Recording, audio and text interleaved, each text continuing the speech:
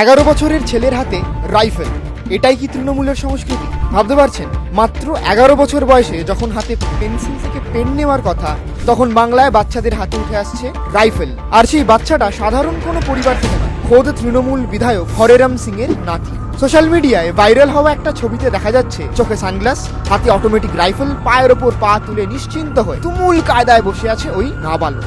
এমন ঘটনায় স্বাভাবিকভাবেই প্রশ্ন উঠছে বিরোধীরা বলছে রাইফেল নিয়ে হাত পাকাচ্ছে এখন থেকেই, বড় হয়তো মনোজিৎ তৈরি হবেই। পাশাপাশি প্রশ্ন উঠছে কিভাবে এক নাবালকের হাতে উঠে এলো এমন আগ্নেয়াস্ত্র। এই রাজ্য আমরা চাই যেখানে বাচ্চাদের হাতে আসবে কলম বা বই, আগ্নেয়াস্ত্র নয়। কিন্তু তৃণমূল কি তাদের ভবিষ্যৎ গড়ে তুলছে বন্দুক দিয়ে? কে দিল এই অস্ত্র? কিভাবে এলো ওর হাতে? শিশুদের হাতে অস্ত্র তুলে দিয়ে কি এটাই তৃণমূলের নতুন রাজনৈতিক পাঠ? তৃণমূলের বিধায়ক হরেরাম সিং এর অবশ্য দাবি, বাড়িতে আমার লাইসেন্স বন্দুক আছে, দিনের বেলা তো আমরা কাজে বেরিয়ে যাই, ঘরে ওর মা ছিল, বন্দুকটা বের করে নিজেই মোবাইল থেকে ছবি তুলেছে, ভাইরাল হয়ে গিয়েছে, ভুল করেছে। তিনি বলেন, বাড়িতে নিরাপত্তার জন্য বন্দুক রাখতে হয়। কয়েকদিন আগে আমার ঘরে হামলা হয়েছিল, পাটা পিছলে গিয়েছিল, হাতে আগ্নেয়াস্ত্র ছিল, গুলি বেরিয়ে গেছে। তারপর থেকে আমরা খুব সতর্ক আছি, নিজেদের নিরাপত্তার জন্য বন্দুক।